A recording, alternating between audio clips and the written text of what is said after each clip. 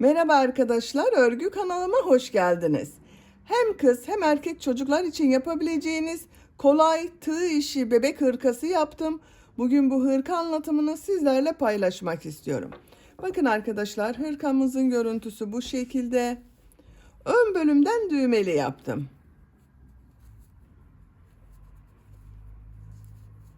Roba bölümünün buraya 3 düğme iliği yaptım. Karşısına birer tane düğme diktim. Siz tercihinize göre bunu 5, 6, 7 düğmeli olarak yapabilirsiniz. Ben sadece roba bölümünde düğme kullanmayı tercih ettim.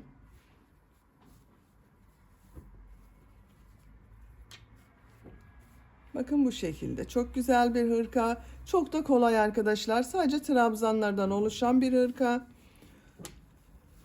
Hırka örgüsünde iplik olarak iki renkli iplik kullandım. Mavi iplik ve benekli iplik kullandım. Bakın kendisinden benekli bir iplik arkadaşlar. Bu iplikten bir yumak iplik yeterli arkadaşlar. 100 gram bir yumak iplik yeterli. Mavi renkli iplikten de 50 gram iplik yeterli. 1,5 adet iplik kullandım ben. Tığ olarak 5 numara 3 milimetre tığ kullandım. Benim elim çok sıkı değil. Yaptığım örgüler yumuşak oluyor. Sizin eliniz sıkıysa 3,5-4 milimetre tığ kullanırsanız çok güzel olur. Ben bugün bu renk iplikleri kullandım arkadaşlar. Siz tercihinize göre bu hırka örgüsünde her marka iplik ve renkleri kullanarak yapabilirsiniz. Tek renkli yapabilirsiniz, rengarenk yapabilirsiniz. Benim yaptığım gibi iki renkli yapabilirsiniz. Ölçülerini videonun sonunda ölçüyorum. Oraya bakabilirsiniz arkadaşlar. Ben bugün bu hırka anlatımını 1-2 yaş arası çocuk ölçüsüne göre yaptım. Siz bu hırkayı yeni doğan bebek için yapabilirsiniz. 3-4-5 yaş her yaş çocuklarınıza yapabilirsiniz. Siz bu hırkayı yeni doğan bebek için yapmak istiyorsanız 8 zincir eksik başlayabilirsiniz. Ön bölümleri birer trabzan, kol ve arka bölümü ikişer trabzan eksik yaparsanız yeni doğan bebek için olur. Bu arttırma sırasını da benim yaptığımdan 2 sıra eksik yaparsanız güzel olur arkadaşlar. 3 aylık bebek için yapmak istiyorsanız zincir sayısını benimle aynı sayıda başlayabilirsiniz. Burada yaptığım arttırma sırasını 2 sıra eksik yaparsanız 3-6 ay arası çocuklarınız için olur. Zincir sayısını benimle aynı sayıda başlayıp yakada yaptığım arttırma sırasını bir sıra eksik yaparsanız 6-12 ay arası çocuklarınız için olur. 2-3 yaş için yapmak istiyorsanız 8 zincir fazla başlayabilirsiniz. Ön bölümleri birer trabzan, kol ve arka bölümü ikişer trabzan fazla yaparsınız. Arttırma sırasını da benim yaptığımdan bir sıra fazla yaparsanız 2-3 yaş arası çocuklarınız için olur. İplik tığ hazırlayalım. Hep birlikte bu kolay ve güzel tığ işi hırka örgüsüne başlayalım. Örgü kanalıma abone değilseniz abone olmayı unutmayın lütfen. İzlediğiniz videolarıma beğeni ve yorumlarınızı da yaparsanız çok sevinirim arkadaşlar. Sizlerden gelen beğeni ve yorumlar örgü kanalımın devamlılığı için çok önemli. Beğeni ve yorumlarıyla destek olan bütün arkadaşlara ayrıca teşekkür ederim. Hepinize kolay gelsin. İyi çalışmalar.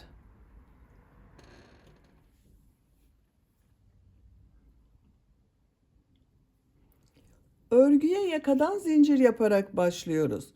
İlk ilmeği ben bu şekilde yapıyorum. Zincirleri yapmaya başlıyorum.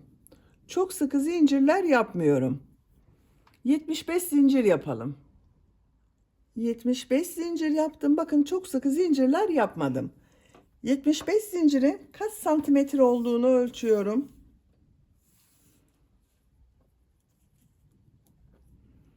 32 santimetre zincir uzunluğu var arkadaşlar. Elimin sıklığına göre 32 santimetre için 75 zincir yaptım. Sizin elinizin sıklığına göre daha fazla veya daha az zincir yapmanız gerekebilir. Bu sırada trabzanlar yapacağız. Trabzan yaparken yaka ayrımında yapacağız arkadaşlar. Tığ üzerine iplik alıyorum. 3 ilmek atlıyorum. 1, 2, 3, 4. ilmeğe trabzan yapıyorum. Bu 3 ilmek atladığımda bir trabzan oluyor. 10 trabzan yapıyorum. Bakın bu 3 ilmek atladığımla birlikte 10 trabzan. 1, 2, 3, 4, 5, 6, 7, 8, 9, 10. 10 trabzan yaptım. Arttırma yeri için 2 zincir yapıyorum. 16 trabzan yapıyorum. Kol bölümü için 16 trabzan yapıyorum. 16 trabzanı yapalım. Kol bölümü için 16 trabzan yaptım. Arttırma yeri için 2 zincir yapıyorum. 20 trabzan yapıyorum.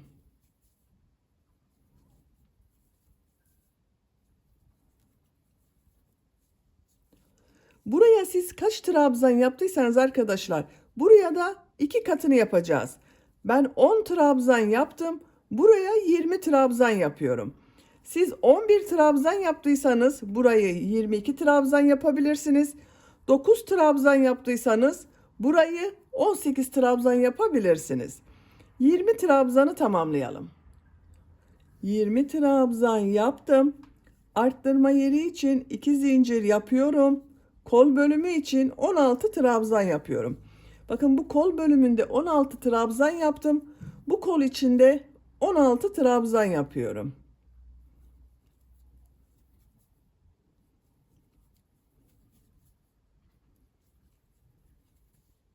...16 trabzanı yapalım. Kol bölümüne 16 trabzan yaptım. Arttırma yeri için 2 zincir yapıyorum. Buraya 10 trabzan yapıyorum.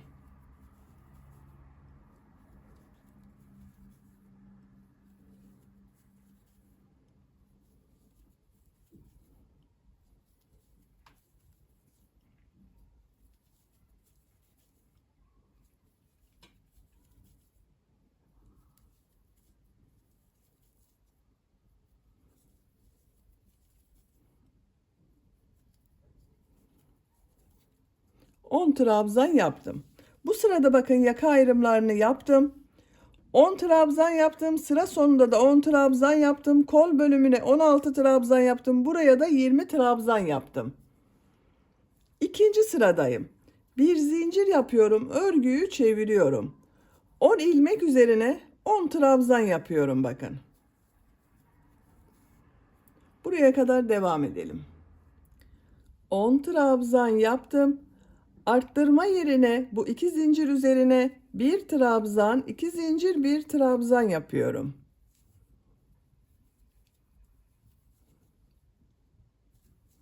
Kol bölümüne 16 trabzan yapıyorum. Buraya kadar devam edelim. 16 trabzan yaptım. Arttırma yerine 1 trabzan, 2 zincir, 1 trabzan yapıyorum.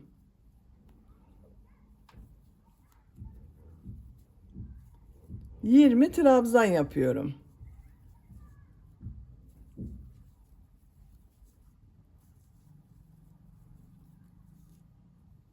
Buraya kadar devam edelim.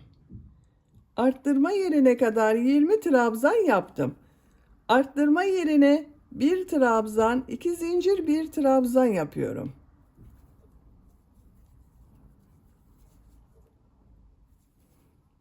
Diğer ilmeklere trabzan yapıyorum. 16 trabzan yapıyorum. Buraya kadar devam edelim. Arttırma yerine kadar 16 trabzan yaptım. Arttırma yerine 1 trabzan, 2 zincir, 1 trabzan yapıyorum. Diğer ilmeklere trabzan yapıyorum.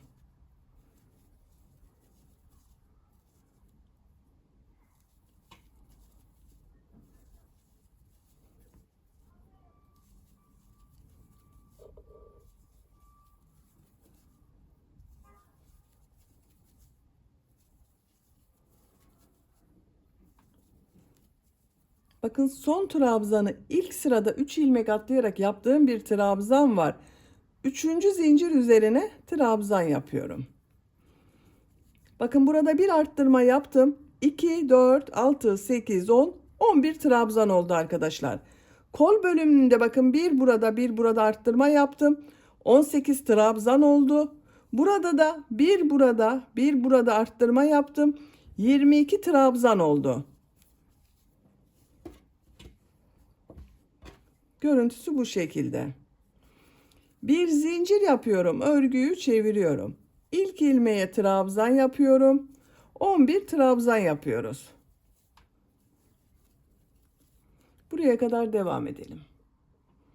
Arttırma zincirine kadar trabzan yaptım. Bu iki zincir üzerine bir trabzan, iki zincir, bir trabzan yapıyorum. Arttırmaları arkadaşlar bir trabzan, iki zincir, bir trabzan şeklinde yapıyoruz. Diğer ilmeklere trabzan yapıyorum. Bakın. Bu arttırma yerlerinde de bir trabzan, iki zincir, bir trabzan yapalım. Diğer ilmeklere birer trabzan yapalım. Sıra sonuna kadar devam edelim. Sıra sonuna kadar tamamladım. Arttırma yerlerinde bakın bir trabzan, iki zincir, bir trabzan yaptım. Diğer ilmeklere birer trabzan yaptım. Görüntüsü bu şekilde arkadaşlar. Roba örgüsü bu şekilde devam edecek. Bu 4 yerde arttırmaları bir trabzan, iki zincir, bir trabzan şeklinde yapıyoruz. Diğer ilmeklere birer trabzan yapıyoruz. Yapacak olduğunuz çocuğun büyüklüğüne göre bu 4 yerden düzenli arttırmalar yaparak roba örgüsüne devam edelim. Roba bölümünü bu 4 yerden düzenli arttırmalar yaparak 10 sıra yaptım. 1, 2, 3, 4, 5, 6, 7, 8, 9, 10. Santimetre olarak ölçüyorum. Yüksekliğini ölçüyorum. 10 santimetre roba yüksekliği var arkadaşlar. Bakın görüntüsü bu şekilde oldu. Arttırmayı ben burada bitiriyorum arkadaşlar. Siz biraz büyük yapmak istiyorsanız bir iki sıra arttırma yaparak devam edebilirsiniz. Bu sırada kol ve gövde bölümünü birbirinden ayırıyorum. Bir zincir yapıyorum, örgüyü çeviriyorum. İlk ilmeğe trabzan yapıyorum. Diğer ilmeklere trabzan yaparak devam ediyorum. Bu arttırma zincirine kadar devam edelim. Arttırma yapacağım yere kadar trabzan yaptım. Arttırma zinciri üzerine ön bölüm için 2 trabzan yapıyorum. Kol altı için 3 zincir yapıyorum. Tığ üzerine iplik alıyorum. Kolda bulunan bütün ilmekleri atlıyorum. Arka bölüm için arttırma yerine 2 trabzan yapıyorum. Bakın üst zincir ile ön ve arka bölümü birleştirdim. Diğer ilmeklere trabzan yaparak devam ediyorum. Buraya kadar devam edelim. Buraya kadar trabzan yaptım. Arttırma yerine 2 trabzan yapıyorum. Kol altı için 3 zincir yapıyorum. Tığ üzerine iplik alıyorum. Kolda bulunan bütün ilmekleri atlıyorum. Bu arttırma yerine ön bölüm için 2 trabzan yapıyorum.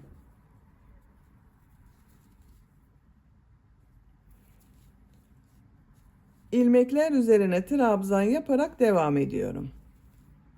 Sıra sonuna kadar devam edelim. Sıra sonuna kadar tamamladım. Bu sırada kolları gövde bölümünden ayırdım arkadaşlar. Bakın ön ve arka bölümü kol altında üçer zincir ile birleştirdim.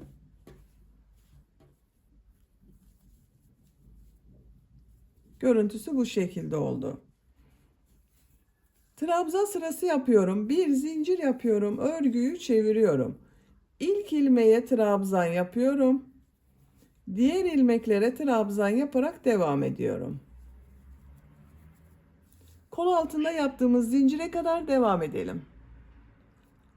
Zincire kadar trabzan yaptım. Bakın kol altında 3 zincir yaptım. Bu zincirler üzerine ikişer trabzan yapıyorum. Aynı ilmek içine 2 trabzan yapıyorum.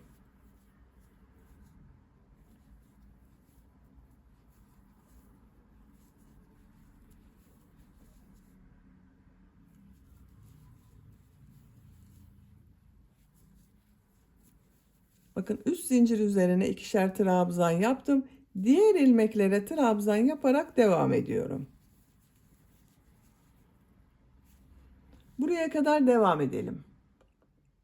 Diğer kol altına kadar bakın trabzanlar yaptım. Burada da bu üst zincir üzerine ikişer trabzan yapıyorum yine.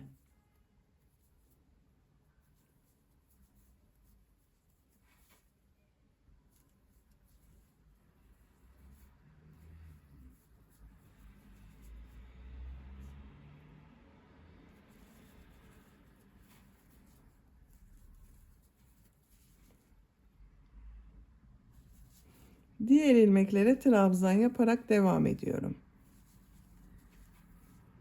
Sıra sonuna kadar devam edelim. Sıra sonuna kadar tamamladım. Bu renk ipliği kesiyorum. Siz tercihinize göre ipliği kesmeden aynı renk iplik ile devam edebilirsiniz. Ben renk değiştiriyorum arkadaşlar. Bakın bu şekilde oldu. Siz aynı renk iplik ile örgüye devam edebilirsiniz. Ben bu renk bir iplik kullanıyorum. Bakın bu mavi rengin olduğu benekli bir iplik var. Aralarda mavi benekler var. Bu renk iplik ile devam ediyorum. Siz farklı renkli iplikler de kullanabilirsiniz. Bu kestiğim ilmeğe bu renk iplik ile bir ilmek yapıyorum. İpliği bağlayabilirsiniz.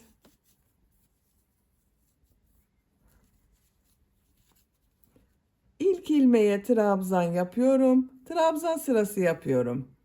Her ilmek üzerine bir trabzan yapıyorum.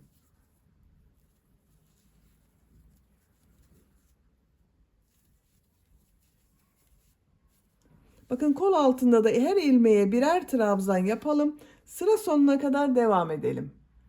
Sıra sonuna kadar trabzan yaptım. Bir zincir yapıyorum. Örgüyü çeviriyorum. Trabzan sırası yapıyorum.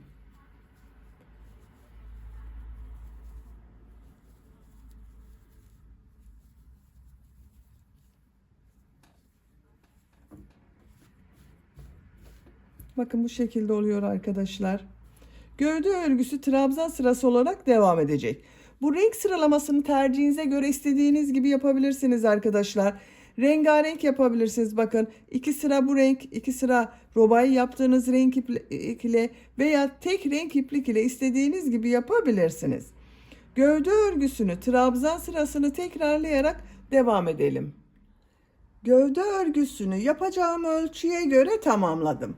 Kaç sıra yaptığımı sayıyorum. Bakın kol altından sonra mavi renkli iplik ile başladım. 1, 2, 3, 4, 5, 6, 7, 8, 9, 10, 11, 12, 13, 14, 15, 16, 17, 18 sıra yaptım.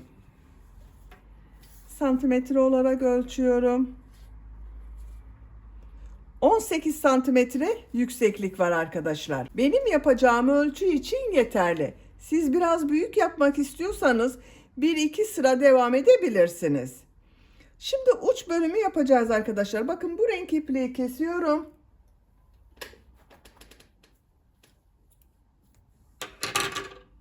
Mavi renkli iplik ile devam ediyorum. Bakın buradan bu ön pattan mavi renkli ipliği bağlıyorum.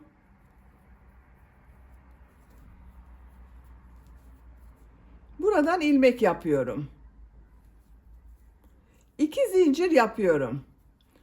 Tığ üzerine iplik alıyorum. Şu ilk trabzanı düz taraftan boşluktan alıp trabzan yapıyorum. Bu trabzanı ters taraftan bakın şu şekilde trabzan yapıyorum. Düz taraftan trabzan yapıyorum. Bir düz bir ters trabzan yapıyoruz. Bakın şu şekilde yapıyorum.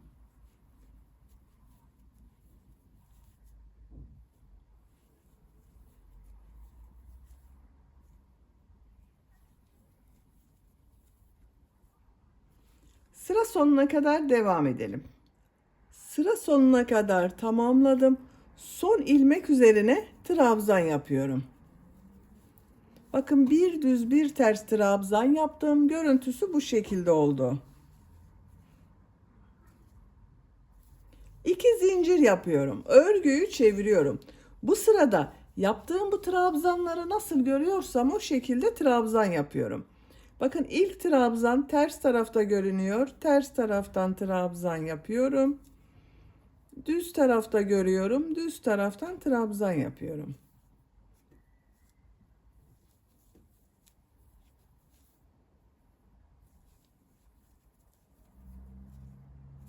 Sıra sonuna kadar devam edelim. Sıra sonuna kadar tamamladım. Son trabzanı bakın şu şekilde yapıyorum.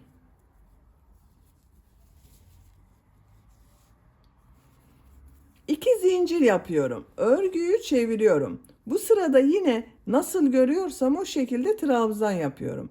Düz taraftan trabzan yapıyorum. Ters taraftan trabzan yapıyorum.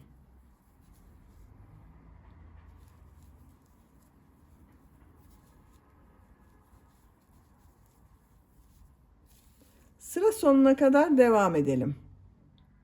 Sıra sonuna kadar tamamladım. 3 sıra bir düz bir ters trabzan yaptım arkadaşlar. Burada bitiriyorum. Siz tercihinize göre bir sıra daha bir düz bir ters trabzan yapabilirsiniz. Şimdi ön patları yapacağız. Bakın benim iplik burada bitti. Eğer sizin ipliğiniz burada bittiyse ipliği keserek buradan başlayabilirsiniz. Bir sıra sık iğne yapıyorum. Şu ilk ilmeğe sık iğne yapıyorum. Sık iğneler yapıyorum. Her trabzan sırasına bir sık iğne yapabilirsiniz veya iki sık iğne yapabilirsiniz. Çok sıkı olmasın arkadaşlar. Bakın şu şekilde oluyor. Yaka başlangıcına kadar devam edelim. Yaka başlangıcına kadar sık iğne yaptım. Her trabzan sırasına iki sık iğne yaptım arkadaşlar. Bakın görüntüsü bu şekilde oldu. Şimdi tekrar sık iğne sırası yapacağız. Bu sık iğne sırasını yaparken yaka bölümünün buraya ben 3 düğme iliği yapmak istiyorum. O düğme iliklerinin yerlerini işaret yapalım. İlk düğme iliğini bu yaka başlangıcına, bir diğerini bakın bu mavi renkli ipliği bitirdim, sıraya yapıyorum. Üçüncü düğme iliğini ikisinin ortası arkadaşlar. Bakın şu şekilde yaptım. Şuraya üçüncü düğme iliğini yapacağız.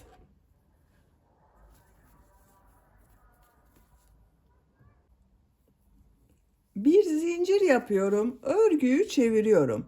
İlk ilmeğe sık iğne yapıyorum. Düğme iliği için 3 zincir yapıyorum. 2 ilmek atlıyorum. Sık iğne yapıyorum. Bu düğme iliğine kadar sık iğne yapacağız arkadaşlar. Kaç sık iğne yaptığımı sayıyorum. Bakın 1 2 3 4 5 6 7 8 9 10 sık iğne yaptım. Bakın işaret yaptığım yere geldim. Düğme iliği için 3 zincir yapıyorum. 2 ilmek atlıyorum. 10 sık iğne yapıyorum. Bu iki düğme iliği arasına kaç sık iğne yaptıysanız buraya da aynı sayıda sık iğne yapıyoruz.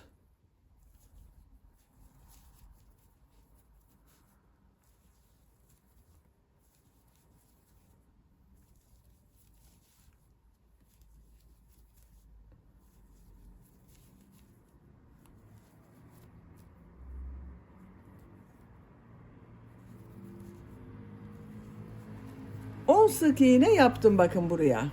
Düğme iliği için 3 zincir yapıyorum. 2 ilmek atlıyorum. Sık iğne yapıyorum. Diğer ilmeklere sık iğne yaparak devam ediyorum. 3 düğme iliğinin yerlerini belirledik. Bakın bu şekilde oldu. Sıra sonuna kadar sık iğne yapalım.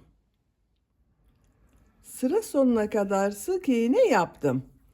Bir zincir yapıyorum. Örgüyü çeviriyorum. Bu sırada yarım trabzanlar yapıyorum. Tığ üzerine iplik alıyorum. İlk ilmeğe yarım trabzan yapıyorum. Diğer ilmeklere yarım trabzan yapıyorum. Yarım trabzanı bilmeyen arkadaşlar için gösteriyorum. Bakın tığ üzerine iplik alıyorum. İlmeğe tığ takıyorum. İplik aldım. Tığ üzerinde 3 ilmek var. Üçünün içinden bir defa da çekiyorum. Yarım trabzan oluşuyor.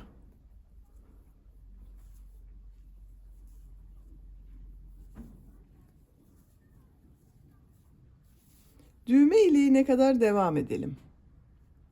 Düğme iliğine kadar yarım trabzan yaptım.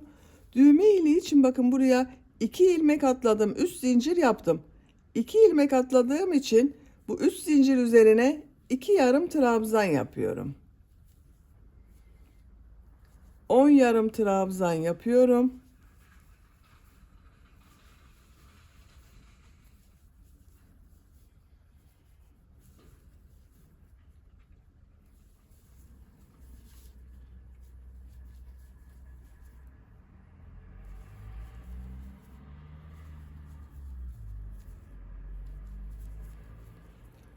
Düğme iliği için yaptığım 3 zincir üzerine 2 yarım trabzan yapıyorum. 10 yarım trabzan yapıyorum. Bakın düğme ilikleri daha belirgin oldu. Sıra sonuna kadar devam edelim. Sıra sonuna kadar tamamladım. Bakın bu düğme iliğinin üzerine de 2 yarım trabzan yaptım. Bakın düğme ilikleri bu şekilde oldu.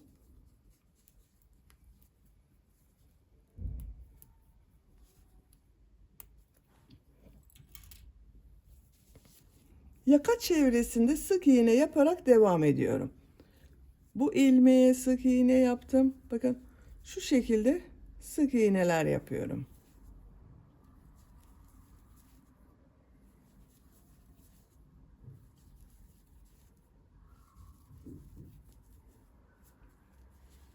Buraya kadar devam edelim. Sıra sonuna kadar bakın yaka çevresinde sık iğne yaptım. Son ilmeğe sık iğne yapmadım arkadaşlar. Bu ön pattada burada yaptığımız gibi 2 sıra sık iğne, 1 sıra yarım trabzan yapacağız. Bu iplik ile devam etmiyorum. Bu ipliği son sırada yarım trabzan sırası yaparken kullanacağız. İplik içinden diğer ucunu çıkarıyorum. Yaka başlangıcına ipliği bağlıyorum.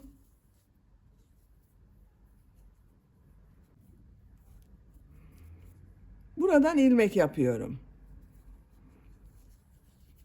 Sık iğne sırası yapıyorum.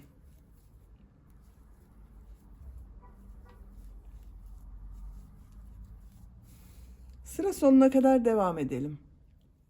Sıra sonuna kadar sık iğne yaptım. Bir zincir yapıyorum, örgüyü çeviriyorum, sık iğne sırası yapıyorum.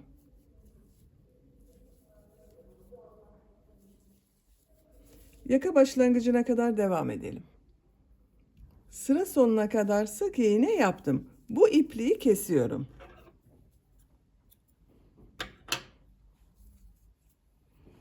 Burada beklettiğim iplik ile devam ediyorum.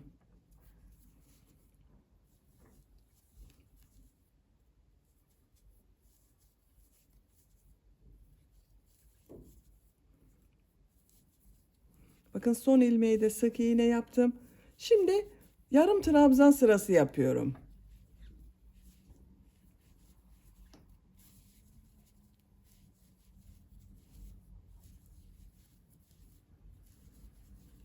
Bakın buranın devamı olduğu için düzgün bir görüntü oldu burada arkadaşlar. Sıra sonuna kadar devam edelim. Sıra sonuna kadar yarım trabzan yaptım. İpliği kesiyorum. Bakın bu ön pattada 2 sıra sık iğne, 1 sıra yarım trabzan yaptım. Düğmelerini de diktim arkadaşlar, bakın buraya. Bu ön patta yaptığım 3 düğme iliğinin karşısına bakın 3 tane düğme diktim. Gövde bölümünü bitirdik. Şimdi kol örgüsünü yapalım. Kol altından başlıyorum. Bakın kol altında 3 zincir yaptım. Ortadaki zincire ipliği bağlıyorum. Buradan ilmek yapıyorum. Tığ üzerine iplik alıyorum. Bu arttırma yerine kol bölümü için 2 trabzan yapıyorum. Siz biraz geniş yapmak istiyorsanız bunu 3 trabzan yapabilirsiniz. Diğer ilmeklere trabzan yaparak devam ediyorum. Sıra sonuna kadar devam edelim. Sıra sonuna kadar trabzan yaptım. Arttırma yerine 2 trabzan yapıyorum. Bakın sıra başında da aynı yaptım. Dediğim gibi siz biraz geniş yapmak istiyorsanız bunu 3 trabzan yapabilirsiniz. İlk ilmek ile bakın başladığım ilmek ile ilmek kaydırma yaparak birleştiriyorum. Bakın kol altı görüntüsü bu şekilde oldu. 2 zincir yapıyorum. Örgüyü çeviriyorum. Örgüyü çevirerek örüyorum. İlmekler üzerine trabzan yapıyorum.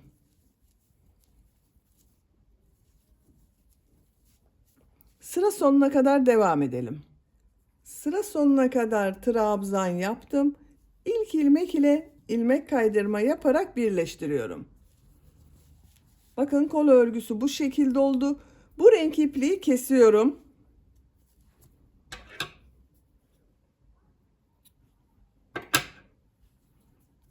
Siz tercihinize göre aynı renk iplik ile kol örgüsüne devam edebilirsiniz. Ben gövdeleri yaptığım gibi bu benekli iplik ile devam ediyorum. Aynı renk iplik ile devam ettiğiniz zaman da çok güzel oluyor arkadaşlar. Bu ilmeğe ipliği bağlıyorum. İlmek yapıyorum. Trabzan sırası yapıyorum. 2 zincir yapıyorum. Her ilmek üzerine trabzan yapıyorum. Sıra sonuna kadar devam edelim. Sıra sonuna kadar trabzan yaptım. İlk ilmek ile ilmek kaydırma yaparak birleştiriyorum. Bakın bu renk iplik ile bir sıra trabzan sırası yaptım.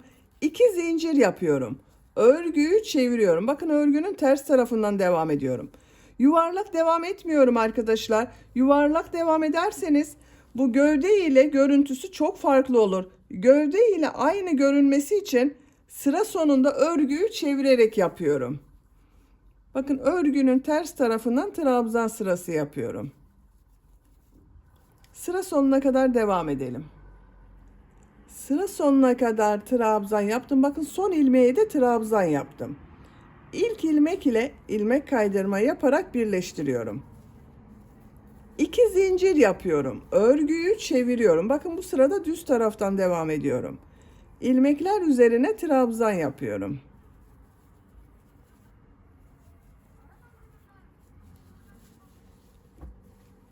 Bakın arkadaşlar, kol örgüsü bu şekilde devam edecek. Kol örgüsünü gövde ile aynı sıra yapabilirsiniz veya gövde bölümünden 1-2 sıra eksik yapabilirsiniz. Kolun örgüsüne trabzan sırasını tekrarlayarak devam edelim. Kol örgüsünü gövde bölümünden bir sıra eksik yaptım arkadaşlar. Sayıyorum bakın. Bu renk iplik ile yaptığım sırayı sayıyorum. 2, 4, 6, 8, 10, 12, 14, 16 sıra yaptım. Gövde bölümünde bakın 2, 4, 6, 8, 10, 12, 14, 16, 17 sıra yaptım. Kol ucunda bileklik bölümü yapacağız. Bakın diğer kol örgüsünü ben tamamladım. Aynı sırada yaptığım kol ucunda mavi renkli iplik ile bileklik yaptım.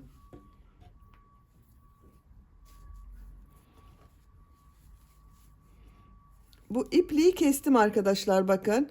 Bu ilmek üzerine ipliği bağlıyorum.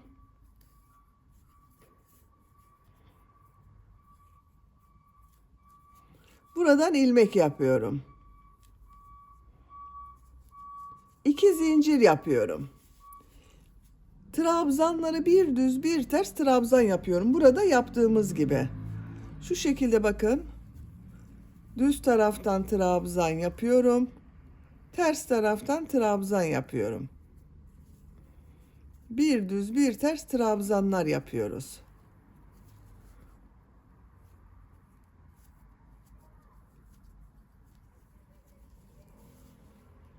Sıra sonuna kadar devam edelim. Sıra sonuna kadar tamamladım. Son trabzan düz taraftan trabzan yaptım. İlk ilmek ile ilmek kaydırma yaparak birleştiriyorum. Sıra başında yaptığım 2 zincir ters tarafta görünen trabzan oldu. 2 zincir yapıyorum. Bu sırada yaptığım bu trabzanları nasıl görüyorsam o şekilde trabzan yapıyorum. Düz taraftan trabzan yapıyorum. Ters taraftan trabzan yapıyorum.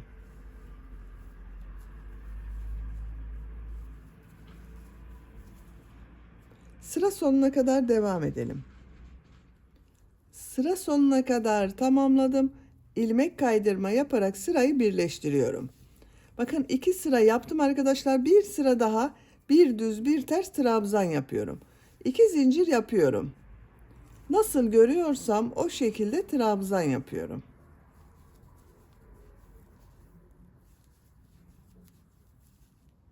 Sıra sonuna kadar devam edelim. Sıra sonuna kadar tamamladım. İlmek kaydırma yaparak sırayı birleştiriyorum.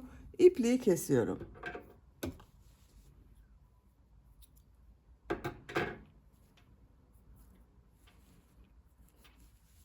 Bakın arkadaşlar 1, 2, 3 sıra bir düz bir ters trabzan yaptım. Görüntüsü bu şekilde oldu. Diğer kol örgüsünde de aynı yaptım. Siz de diğer kol örgüsünü bu kol örgüsü gibi başlayıp tamamlayabilirsiniz. Böylece hırka örgüsünü bitirdim. Bakın çok güzel oldu.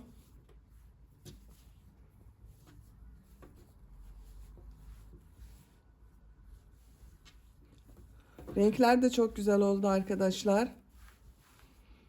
Düğmesini takarak kullanabiliriz.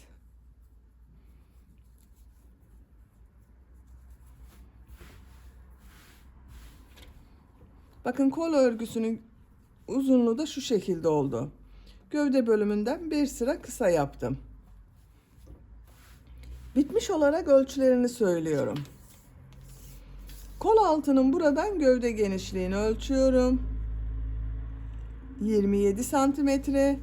Kol altından yüksekliği ölçüyorum. 21 santimetre. Kol yüksekliğini ölçüyorum. 18 santimetre. Ben bugün 1-2 yaş arası çocuk ölçüsüne göre yaptım. Bu şekilde oldu arkadaşlar. Bebeğiniz kilolu bir bebekse 6 aylık bebeği olur. Zayıf bir bebekse 2 yaş bebekte çok rahat kullanır. Beni dinlediğiniz ve izlediğiniz için hepinize çok teşekkür ederim. Örgü kanalıma abone değilseniz abone olmayı unutmayın lütfen. Sizlerle yeni örgülerde görüşmek dileğiyle. Hoşça kalın, sevgiyle kalın.